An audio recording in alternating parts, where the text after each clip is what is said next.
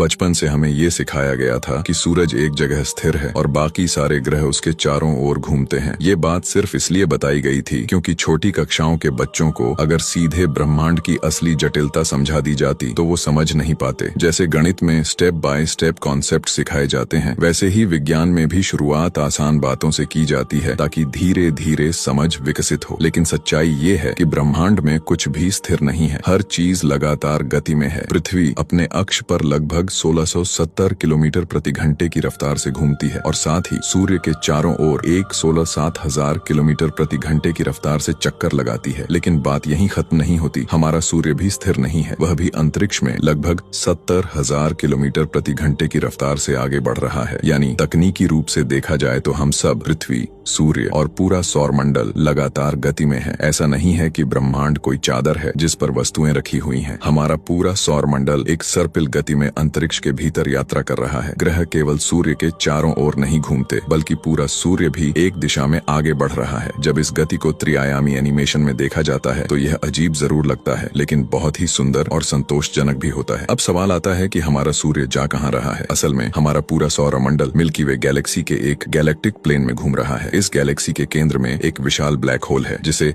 Sagittarius N यो कहा जाता है। यही ब्लैक होल अपनी गुरुत्वाकर्षण शक्ति से पूरी गैलेक्सी को घुमा रहा है। हम इस समय जिस रास्ते से गुजर रहे हैं उसी रास्ते से लगभग 23 करोड़ साल पहले डायनासोर भी गुजर चुके थे। तो अगली बार जब आप आकाश में सूरज को देखें तो सोचिए, वह भी एक मुसाफिर है। हम सिर्फ घूम नहीं रहे बल्कि उड़ रहे हैं। ब्रह्मांड एक लगातार चलती हुई यात्रा है जहाँ सब कुछ गति में है, हम भी, सूरज भी और समय भी।